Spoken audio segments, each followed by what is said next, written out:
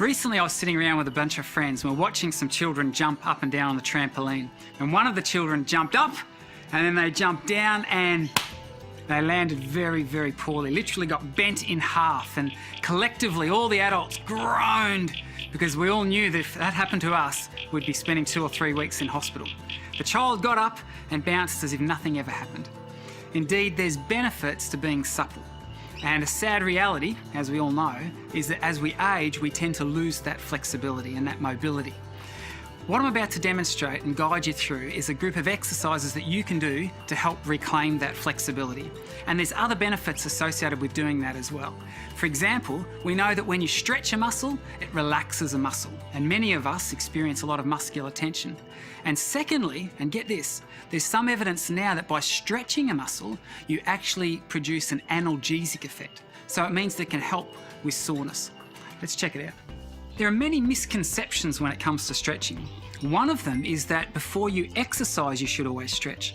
The latest evidence suggests that that's not necessary at all. In fact, it doesn't help with injury prevention, which is interesting. But more importantly, from our benefit, that is, you don't need to do a thorough warm-up before you stretch. And what that means is that any time of the day is a great time, even if you have just a few free minutes, to do some stretching exercises.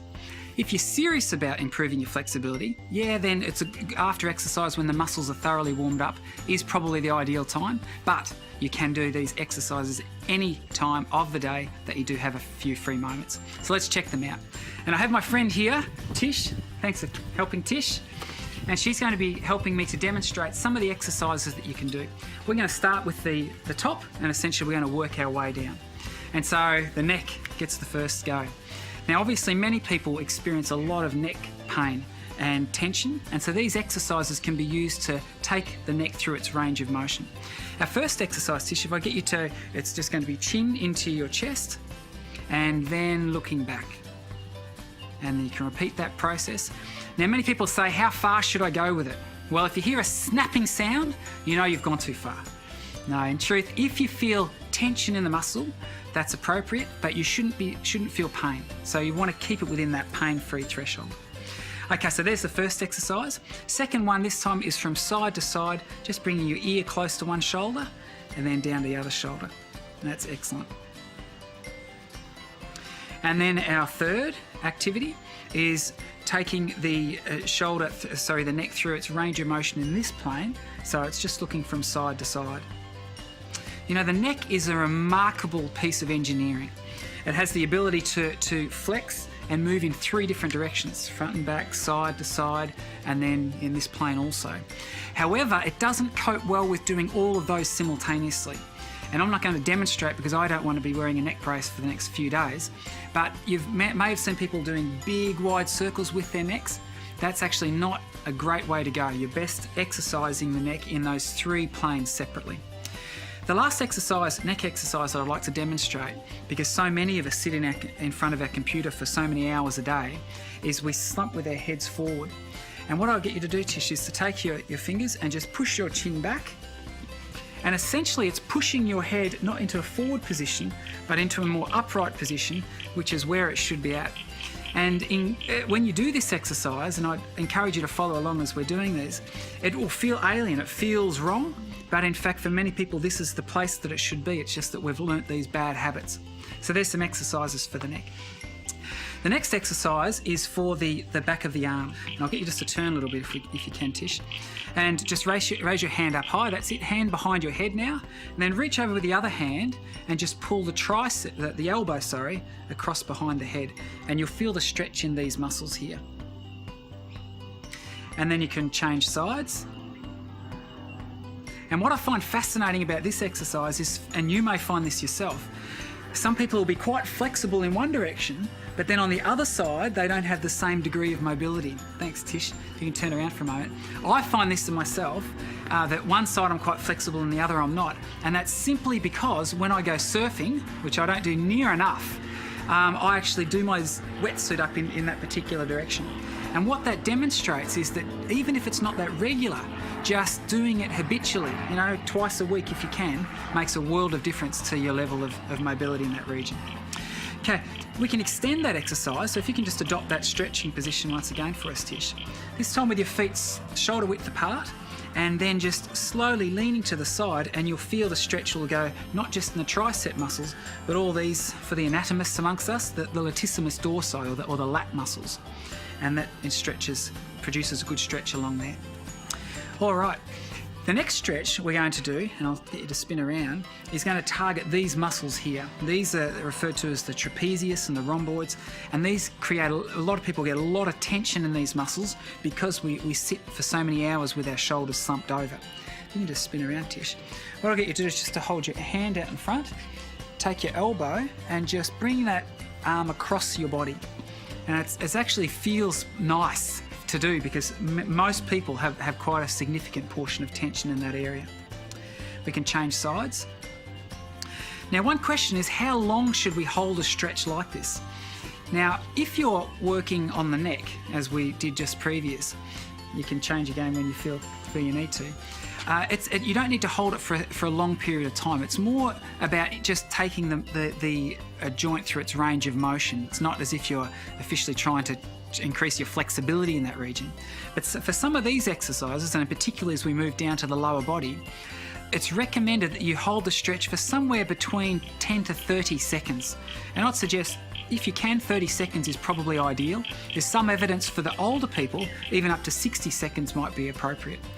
And then if you change sides, obviously have about 30 seconds doing it on that, and then you can change again. We suggest that you stretch each muscle about 3 to 4 times. The opposite muscle to these trapezius and rhomboids on our upper back are the chest muscles. And for many people who experience rounded shoulders, there's an imbalance between the strength and the flexibility of these two muscle groups. So I'm going to show you an exercise now that essentially stretches the opposite muscles to the one that Tish has just demonstrated. You'll need a wall to do this one. And essentially, if you put your hand on the wall, and all you do is now turn away from that hand, and you should feel the stretch along the pectoralis major muscles, or the chest muscles. And then obviously you would turn around, and you don't need to do this at the moment, Tish, but you turn around, repeat it on the other side, and if you did your 30 seconds 3 to 4 times, you've got a nice balance between the chest and the upper back. Now for the next exercise, before we move to the floor, we're coming down to the lower back region. I'll get you just to stand with your feet shoulder width apart. Very simple, hands on your side, across your chest, and then just rotate to one side, hold the stretch for 10 to 30 seconds, and then rotate back to the other side. You can see you could easily do this in just a few moments at your office desk when you needed a bit of a break. All right, next exercise, we're going to need to move to the floor. So now that we've performed some stretches for the upper body, the next set of stretches will target the midsection region. And Tish, I'll just get you to adopt a position on your hands in these, and people, you will never guess the name of this stretch. It's referred to as the angry cat. And what I'll get you to do, Tish, is just to raise your back, arch your spine, that's it, and you should feel a nice big stretch right throughout both the upper end and lower back. Then to relax that stretch, I want you to go down and try and sink your lower back towards the ground. Very good. Now, about 80% of people experience some sort of lower back pain in their life, and getting a good balance between strength and strengthening that region can go a long way to alleviating many of those concerns. Tish, for our next stretch, if you can just lie on the ground, and this is a favourite position for many, one of the favourite exercises because we get to lie there and actually do nothing. But I'll get you to put your elbows just underneath your shoulders, keeping your hips on the ground. The objective here is to stretch the abdominal muscles. And if you just raise your shoulders up, you should feel a nice stretch here throughout the abdomen. This is a really good exercise and feels lovely after you've done some abdominal muscular strengthening activities.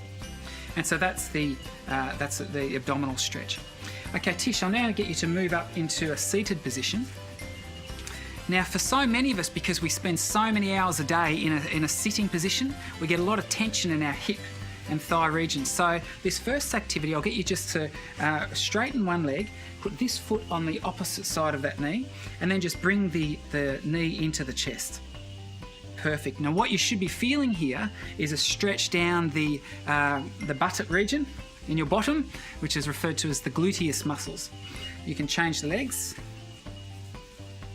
And this is an easy exercise that you can do even in a seated position. So your chair at work, for example, take a few moments to do this one.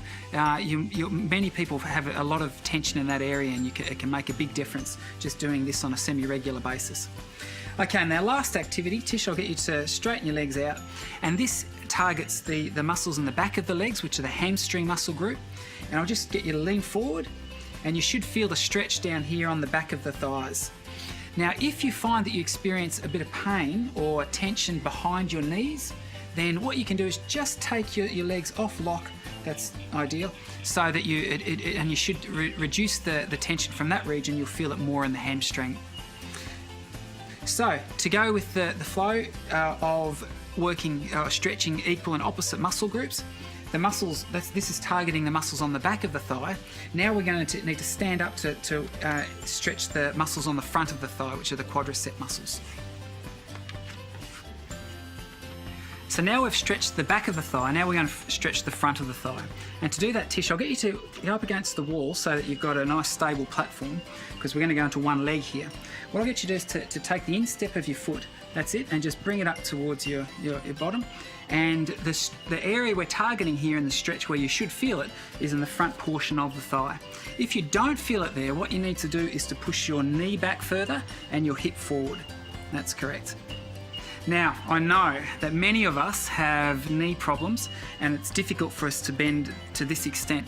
So a modified version of this stretch, we can make use of a table. So Tish, I'll get you to turn around, and if you can once again steady yourself, but this time just put your foot on the edge of a bench or a low table if that's appropriate. And once again, if you don't feel enough stretch in that particular region, then what you need to do is push your hip forward and your knee back. Very good. Okay, those are the quadricep muscles being stretched. Another stretch that targets an area near to this, which we refer to as the hip flexors, is I'll get you to adopt a position 1 foot forward, 1 foot back. And all we do here is we, bending the front leg, keeping the back leg straight, push the hips forward. That's correct. And you should feel a stretch here more along the front of your thigh. And once again, because so many of us spend so much time bent at this point because we sit so much, a lot of people have a lot of tension in that area, and that can actually cause lower back pain in its own right. Our second last stretch, we're getting close to the end, Tish, is to adopt a shoulder width position with our feet, and we're going to stretch the muscles on the inside, our groin muscles, and all we do here is lean our weight on one leg and let the other leg straight, and you should feel the stretch on the inside of the thigh. Once again, we would hold this for our 10 to 30 seconds, and then we would change to the other side. And we are ready for our finale, our last stretch. And I'll get you to move on to the step here, Tish. Once again, steadying yourself. And this is targeting the calf muscles, right down low. If you place one foot, the toes of one foot on the edge of the step, and all you're going to do is with a straight leg is allow your heel to go towards the ground. Where you should feel this stretch is right in this calf region here. Now that particular, there's actually two muscles within the calf, and this one targets the one called the gastrocnemius.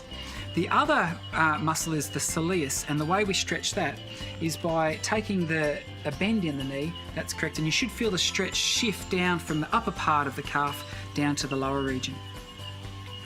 And there you have it. So what we've gone through is a series of stretches that you can perform. You can see they don't require a lot of time, and as I indicated at the start, you don't need to be doing these following an exhaustive warm-up. So even if you have a few moments during the day just to capture some of these stretches, it can go a long way to promoting muscular relaxation and easing a lot of muscle tension. Many people find that they have tightness and stiffness in particular parts of the body, and so you can select those exercises that I've demonstrated and perform them in isolation. It's not necessary to go through the whole routine. Good luck.